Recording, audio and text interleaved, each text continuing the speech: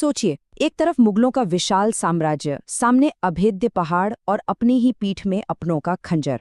आज के इस ऐतिहासिक विश्लेषण में हम 17वीं सदी की एक ऐसी रोंगटे खड़े कर देने वाली गाथा में गोता लगाने वाले हैं जहां सब कुछ दांव पर लगा था। यह सिर्फ तलवारों और तोपों की कहानी नहीं है, बल्कि यह इस बात का एक गहरा सबक है कि कैसे अंदरूनी कलह बड़े से बड़े योद्धा को भी मिट्टी में मिला सकती है। तो चलिए, बिना देर किए सीधे इस सफर की शुरुआत करते हैं। मैंने इस तख्त के लिए अपने सगे संबंधियों तक को नहीं बख्शा है। सोच लो मैं किस हद तक जा सकता हूं। मुगल बादशाह औरंगजेब के ये शब्द महज एक खोखली धमकी नहीं थे। जब मराठों ने मुगल वफादार मुकर्रब खान को मौत के घाट उतार दिया, जी हां, वही मुकर्रब खां जिसने संभाजी महाराज को धोखा दिया था, तो औरंगजेब का गुस्सा 7वें आसमान पर पहुंच गया। बंदी बनाई गई महारानी येसुबाई और युवा शाहूजी के सामने कही गई ये बात साफ दिखाती है कि उस वक्त मुगल दरबार में खौफ और प्रतिशोध का कैसा खूनी माहौल पनप रहा था। और यहीं से शुरू होता है हमारी कहानी का पहला चरण, भाग 1, बादशाह का क्रोध। गुस्सा इस कदर सिर चढ़कर बोल रहा था कि औरंगजेब ने भरे दरबार में अपनी ही तलवार से अपने एक मंत्री की गर्दन उड़ा दी। बिल्कुल फिल्मी लगता है ना, लेकिन ये खौफनाक सच था। इस दिल दहला देने वाले दृश्य के तुरंत बाद उसने अपने सबसे अनुभवी कमांडर जुल्फिकार खान को एक विशाल सेना के साथ दक्षिण की ओर रवाना कर दिया। फरमान बिल्कुल साफ था, मराठा नेता राजाराम का सिर हर हाल में कटकर उसके कदमों में आना चाहिए। लेकिन मुगलों के लिए ये राह इतनी आसान नहीं थी। भाग 2, जिंजी की घेराबंदी। ये जिंजी आखिर मुगलों के लिए गले की फांस क्यों बन गया? दरअसल जिंजी कोई एक साधारण इमारत नहीं था। ये 3 विशाल पहाड़ों का एक अभेद्य चक्रव्यूह था। पश्चिम में राजगिरी, उत्तर में कृष्णगिरी और दक्षिण में चंद्रायण दुर्ग। इन तीनों गगनचुंबी चोटियों ने मिलकर एक ऐसा प्राकृतिक सुरक्षा कवच बना रखा था जिसे सामने से भेदना सच में लोहे के चने चबाने जैसा था। जुल्फिकार खान की वो विशाल सेना यहां आकर एक ऐसे गतिरोध में फंस गई जहां से आगे बढ़ना नामुमकिन सा लग रहा था। अब मुगलों ने भी कोई कसर नहीं छोड़ी। इस अभेद्य किले को नेस्त नाबूद करने के लिए पूरे 60 भारी तोपें लगा दी गई। 60 तोपें और उनकी लगातार गोलाबारी, जरा उस शोर और खौफ की कल्पना कीजिए। लेकिन दक्षिण की झुलसाने वाली भयंकर गर्मी और उन ऊबड़ खाबड़ पहाड़ों के सामने ये सारी तोपें बेअसर साबित हुईं। महीने बीतते गए, पर जिंजी का किला वैसे ही सीना ताने खड़ा रहा। लेकिन रुकिए, असली खेल तो कहीं और चल रहा था।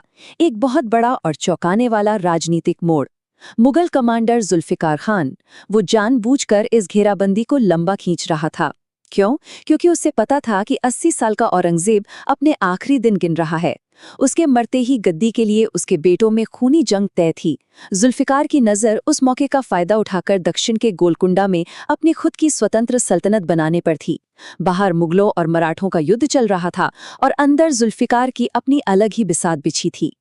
इसी बीच जिंजी के इस थकाऊ घेराव से दूर कहानी एक नया और रोमांचक मोड़ लेती है। भाग 3, समुद्र से बचाव। जरा इस दृश्य को अपने दिमाग में उतारिए। रात का घुप अंधेरा है। महारानी ताराबाई मुगलों की नजरों से बचते हुए विशालगढ़ के घाट से निकलती हैं। हर कदम पर जान का खतरा। वो और उनके वफादार सैनिक कोंकण के घने और खतरनाक जंगलों को पैदल पार करते हैं। फिर यशवंतगढ़ बंदरगाह पहुंचकर समंदर की उफनती लहरों के बीच जहाजों पर सवार होते हैं और 1694 के अंत में सुरक्षित जिंजी पहुंच जाते हैं। ये पूरा सफर सच में किसी रोंगटे खड़े कर देने वाले सिनेमाई थ्रिलर से कम नहीं था। लेकिन अब आता है वो दुखद मोड़ जिसने मराठा साम्राज्य की नींव हिला दी। भाग 4, अंदरूनी कलह। मराठा खेमे के भीतर एक अलग जंग छिड़ चुकी थी और इसकी जड़ में थे 2 बिल्कुल अलग मिजाज वाले सेनापति। एक तरफ थे संताजी, कड़क, बेहद अनुशासित और उसूलों के पक्के योद्धा। दूसरी तरफ थे धनाजी, जिनका स्वभाव थोड़ा ढीला था, जो अक्सर टकराव से बचते थे और सेना पर जिनकी पकड़ उतनी मजबूत नहीं थी। इस बुनियादी टकराव ने मराठा नेतृत्व को भीतर ही भीतर खोखला करना शुरू कर दिया। और इस सुलगती आग में घी का काम किया खुद छत्रपति राजाराम के एक गुप्त फैसले ने। अपने राजनीतिक अस्तित्व को बचाने के लिए उन्होंने उसी मुगल कमांडर जुल्फिकार खान के साथ गुपचुप समझौता कर लिया। अब आप ही सोचिए, संताजी जैसे कट्टर मुगल विरोधी सेनापति को जब ये पता चला होगा तो क्या हुआ होगा। उनका खून खौल उठा। इस एक कदम ने उनके सबसे महान योद्धा को हमेशा के लिए उनसे अलग कर दिया।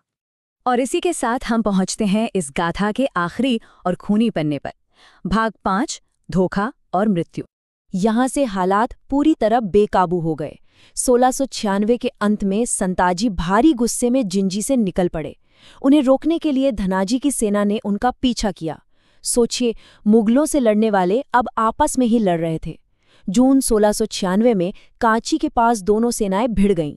संताजी महीनों तक भटकते रहे और आखिरकार 1697 के अंत में महास्वड़ में धोखे का वो खौफनाक खेल खेला गया जिसकी किसी ने कल्पना भी नहीं की थी।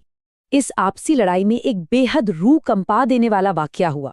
मराठा योद्धा अमृतराव निम्बालकर को युद्ध के बीच हाथी के पैरों तले कुचलवा दिया गया। इस वीभत्स मौत ने पूरी कहानी का रुख ही बदल दिया। अमृतराव की बहन राधाबाई ने कसम खा ली, खून का बदला खून। अब ये महज कोई वैचारिक मतभेद या सत्ता की लड़ाई नहीं थी, ये एक ऐसा खूनी निजी इंतकाम बन चुका था जिससे बचना नामुमकिन था। कभी संताजी की एक दहाड़ पर हजारों की फौज मुगलों पर कहर बनकर टूट पड़ती थी, लेकिन अपनों की साजिशों, धोखे और लगातार भागदौड़ के बाद अंत में उनके साथ सिर्फ 101 वफादार सैनिक ही बचे थे। सिर्फ 101। ये संख्या किसी सेना की ताकत नहीं दिखाती, बल्कि ये एक महान सेनापति के उस दुखद और दर्दनाक अकेलेपन की गवाही देती है जो अपनों के ही दिए जख्मों का नतीजा था। तो आखिर में ये सबसे चुभने वाला सवाल उठता है कि वो लेजेंडरी कमांडर जिससे पूरा मुगल साम्राज्य तापता था और जो उनके बड़े बड़े हमलों से बच निकला था, वो अपनों के हाथों ही कैसे मारा गया, वो भी तब जब वो एक मंदिर के झरने में शांति से नहा रहा था। नागोजी माने ने उन्हें पनाह देने का नाटक किया और फिर धोखे से पीछे से वार करके उनका सर काट दिया। संताजी की ये मौत हमें एक सीधा और कड़वा सबक देती है।